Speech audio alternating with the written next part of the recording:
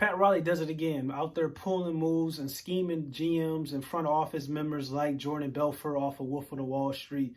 This man is incredible. The Miami Heat did is made sure that they didn't give up their entire future. They still kept Duncan Robinson, still kept Tyler Hero. Also, they made Jimmy Butler happy. They made Jimmy Butler feel that, we're still going hard to try to win a championship in your prime with the addition of Victor Oladipo, and they got him for a bag of chips. Kelly Olynyk, Avery Bradley for Victor Oladipo, which we all knew that Victor Oladipo wanted to be a member of the Miami Heat. And now going forward, you look at the pieces that they have.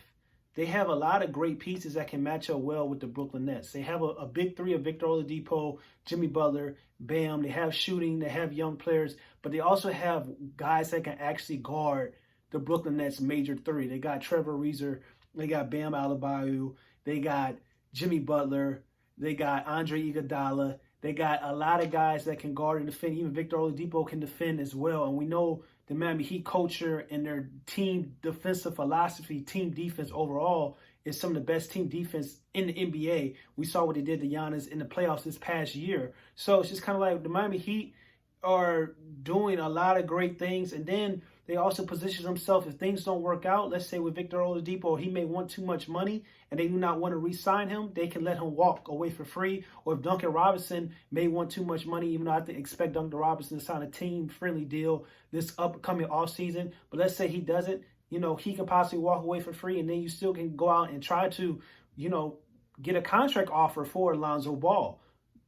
You can get a contract offer and put out a contract offer for possibly a DeMar DeRozan, who's going to be a free agent, or possibly a big fish in a big pond, Kawhi Leonard. Nobody knows what's going to happen with the Los Angeles Clippers. They flamed out last year in the playoffs. Who's to say they won't flame out again this year in this upcoming playoffs as well? Because we don't know what's going to happen. Let's say they play the Denver Nuggets. The Denver Nuggets aren't going to be afraid of them. We know the Phoenix Suns have gotten better. The Los Angeles Lakers, if they get everybody back and healthy, they're still going to be a top threat. So we don't know what's going to happen with that situation. We know Kawhi Leonard and his family's in California, and he loves being in California. But I really believe with this season and that what's going on right now with the injuries that the Lakers have, that it's no excuses for the Clippers not to at least make it to the Western Conference Finals. But I don't even know if that's going to be enough. There's no excuses really for them to not make it to the NBA Finals. I think it's NBA Finals or bust for the Los Angeles Clippers. So who's to say if that doesn't happen, then you still get to go and be in a warm state, a great place, be a part of a championship caliber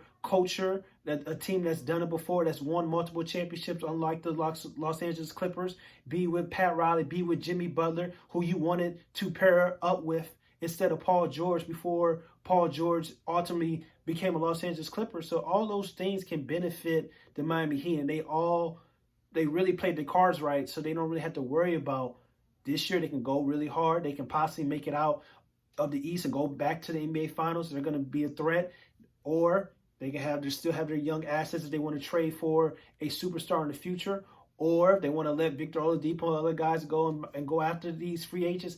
The Miami Heat really just did an excellent job. It sets himself up going forward for a variety of different scenarios depending on what happens with this team going forward. And then if you look at, I'd say the biggest loser in this NBA trade deadline, it's the Houston Rockets. The Houston Rockets, they could have had a generational player.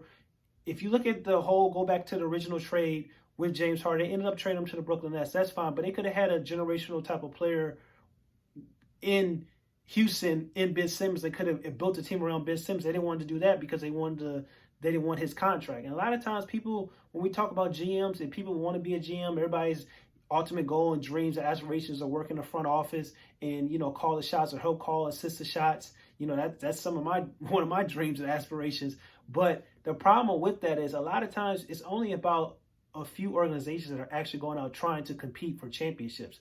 A lot of these guys right now, they're GMs, they're really just accountants, and they're making sure their team staying under the luxury tax, making sure their team doesn't go over, making sure their team is just doing enough to get sales, to make sure that their fans are happy, to get money to the organization and the owner. That's really what a lot of these guys do. It's only a few GMs and a few teams that are really out trying to make a competitive team and go out to compete for championships. And if things don't work out with James Harden, that's fine. You don't trade him to You don't trade him to the Philadelphia Sixers to try to get Ben Simmons. Okay, that's cool. You trade him to the Brooklyn Nets. You get draft capital and assets, which if you're an owner that doesn't want to spend money and don't want to have a lot of guys on these max deals, which is a great thing because you can get these young talents in the future and sign them to team-friendly deals for 4 to 5 years.